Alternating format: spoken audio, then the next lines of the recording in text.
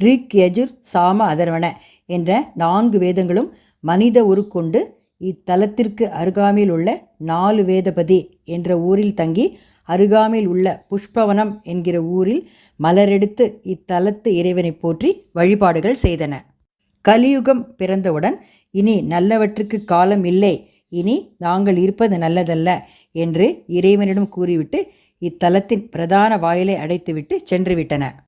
பிரதான வாயில் அடைக்கப்பட்டவுடன் மக்கள் பக்கத்திலுள்ள திட்டி வாயில் வழியாக வந்து இறைவனை வழிபட்டு வந்தனர்.